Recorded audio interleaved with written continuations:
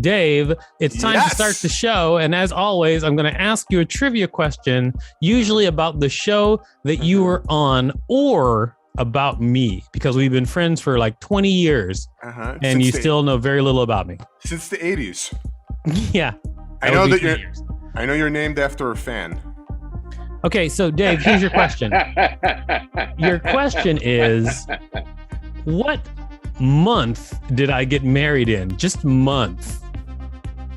I just got married 2 years ago. What month was it, Dave? I remember it was winter time. I remember it was a cold, rainy day and the rooftop, pitter-pattering rain off the rooftop. Do you have an answer, Dave? I'm going to go with December. Incorrect, Dave. It was November. Damn, I was so close, though. Yeah, you were pretty close, in some arenas.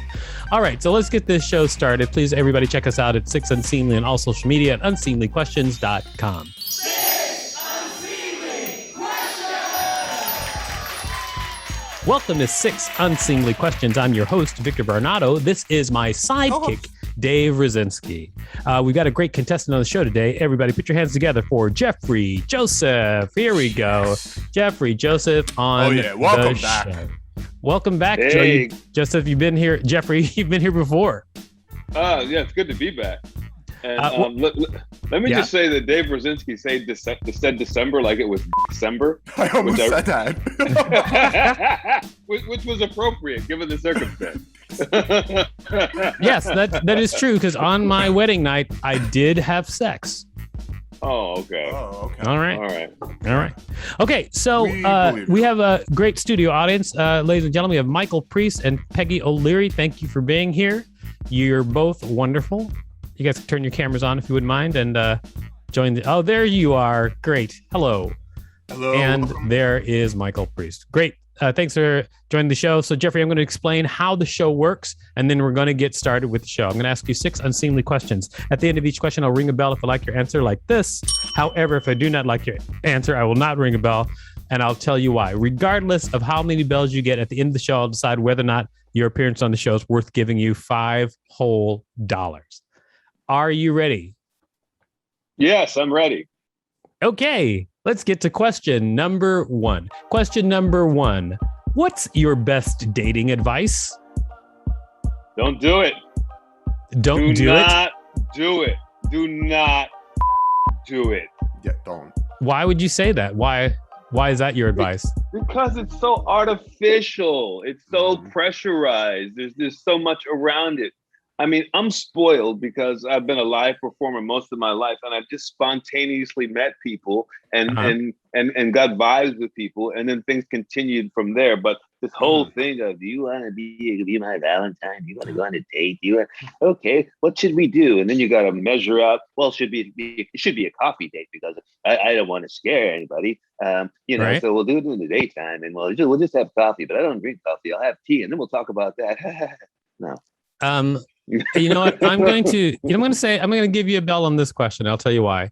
Because you gave us a lot of insight into what dating you is probably like. So. Wow. I'm just saying. Well, great job with question number 1. It is time for question number 2. But before we go on to past question number 1, it's so much easier to be out already. I haven't had a few drinks, and somebody else has had a few drinks, and you just vibe. But it's so easy to be out. Well, here we go. Cheers. I've got a drink as well. There you go. See? Don't forget, you're a comic. That's your best time to meet people. By the way, that is nothing better than that. That is true. If you're a funny comedian, you can get people interested in you, unless you're a woman, and then they run. Yeah, I was gonna be like, that doesn't always work. Yeah, you're a funny woman. In my... Everybody runs. Really? Way better. Quite the opposite. What is she? Intelligent, whip smart? I'm out of here. Wow. It is time for question number 2. But before we do that, can you tell people out there what you do? Oh, geez. I do a couple of Zooms every day. I FaceTime with my nieces.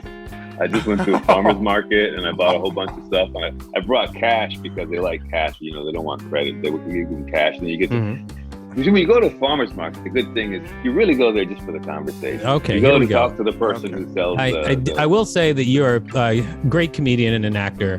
That too. I saw you on an unlikely murder show where there were so many unlikely murders happening, and you were great on it. So good stuff. Wow. I look forward to 6 Unseemly Murders with Victor Varnado. It is time for question number 2. Question number 2. How old does someone need to be a good conversationalist? Don't forget, I was a teacher for many years. That is true. So What did you teach? Found mainly theater and dramatic writing. Oh. I have found that pretty much there's no upper or lower age limit for conversation. It's just, with some younger people, you may have to lead and frame the conversation so that they can have it. But how old are your nieces? They're like in their 20s now. Yeah. So, well, I mean, good convos. But I feel you can't stop them from having a conversation. I feel if you have to lead and frame a conversation, that's not a good conversation. Because, like, for instance, if that was all the conversations you're going to have for the rest of your life, that you had to lead and frame those conversations, you wouldn't consider them good. So, okay, well, stop leading and framing the conversations, motherfucker. Listen, that is a great retort, but it doesn't mean anything. It doesn't even mean anything. Yeah. It's just taking the same words and just yelling them at me. You know what? No bell on that question. That's for sure. No bell prize once again. No bell at all.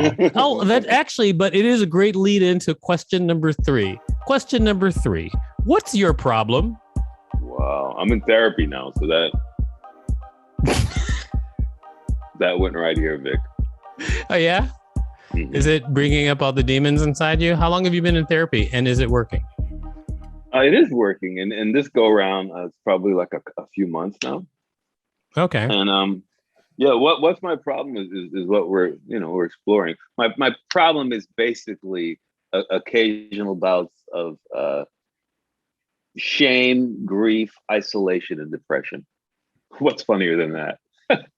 I don't even know. I'm going to find out because I'm actually seeking a therapist right now myself. Just saying. Yeah. So I was in therapy before.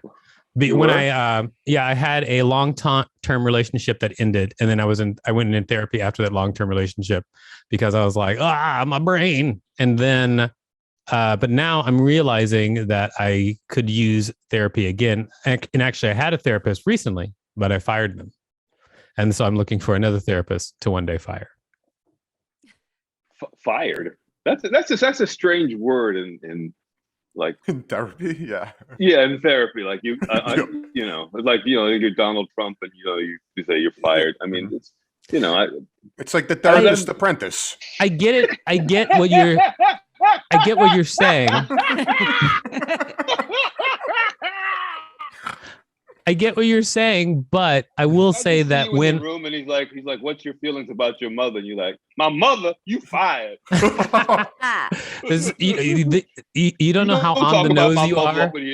You don't know how on the nose you are because before I fired him, I made a cartoon about firing him and I put it on my Instagram.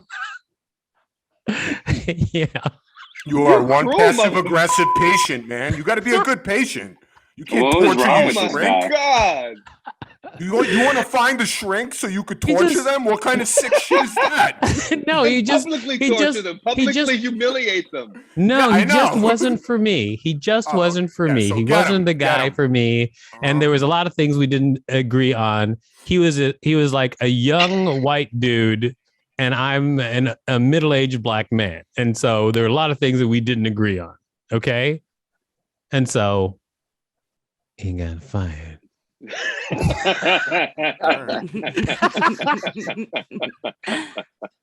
Wow. You know what? I'm going to give you a bell on that question because I feel like it was a spirited conversation. Thank you. So really you're giving yourself a bell because you did a lot of the conversing there. Okay. I just had a good time. I see. I had a good time with you. Yeah. Mm-hmm. Did you bring that bell to therapy? I'm just asking. No judgment. I did not. I did telecommute my therapy. I did. So maybe it was in the room, but I didn't use it. Okay. All right, so it's time for question number 4. Question number 4. In the TV show Big Sky, what happened to your character's wife?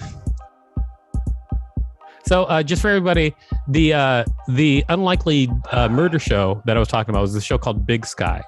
And one of the lead women, he plays her dad. And he is also watching her kid. And his wife is nowhere to be seen ever, and they don't really talk about it. But they allude that something happened. So I want to know what happened. You missed the episode where I revealed that she committed suicide. What? She committed suicide. She did. What happened is she was. Are you trying to just ruin my show, or is this what actually happened? I'm trying to explain what happened. She sought out help from a therapist. Okay. And then rather than receive that help, she fired the therapist. Okay.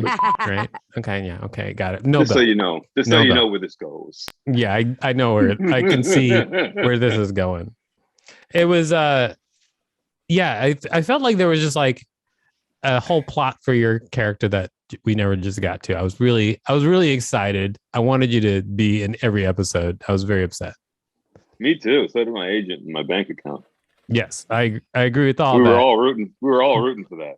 But I was so happy because I was so happy to see you, because I wanted to see the scene where you would tell your daughter, "Hey, would you please stop running into murder situations? Just stop running right into them," because that's what they did over and over again. Spoiler alert. Listen, man. I watched all of Big Sky. Okay. Every single frame.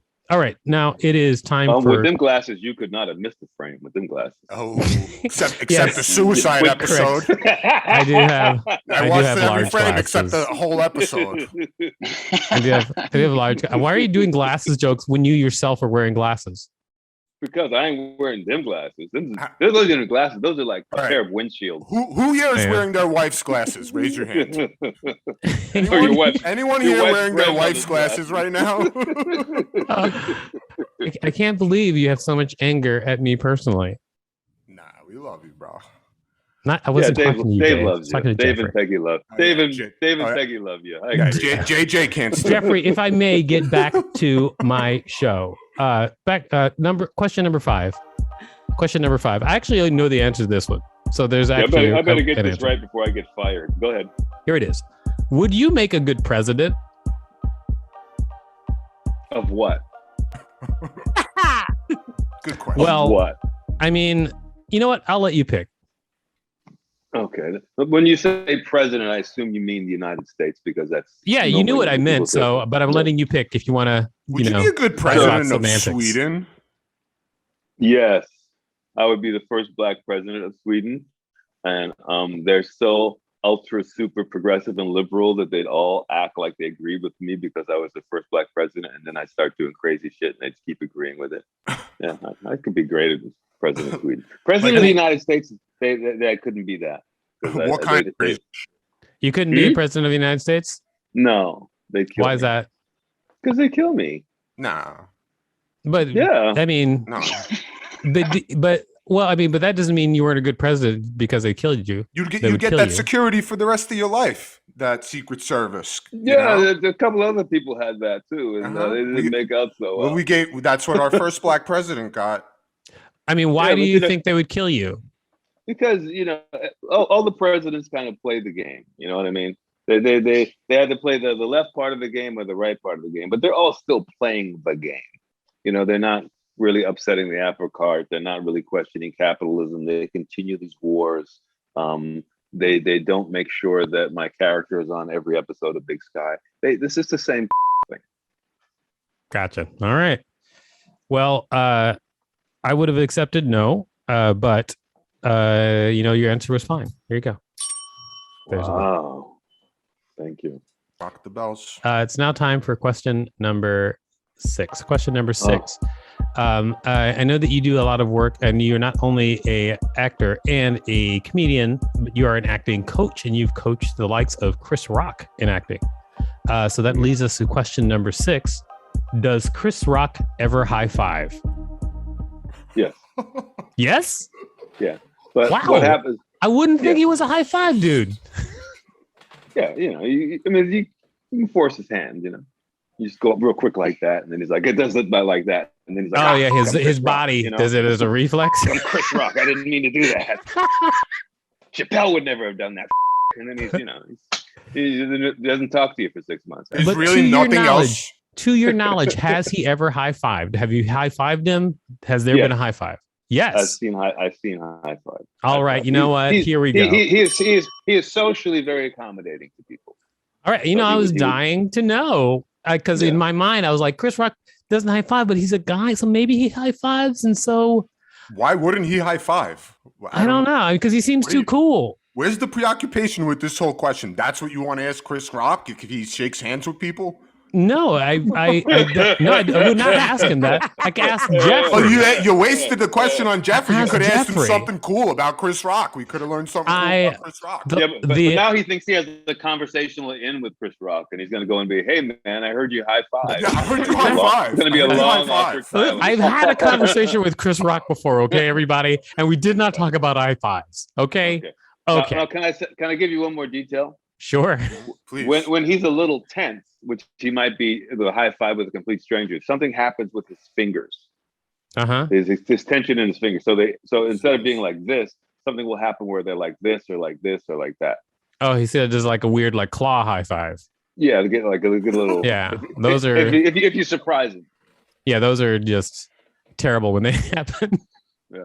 Claw five. When your fingers cross each other. And you're like, okay. It'll be a little.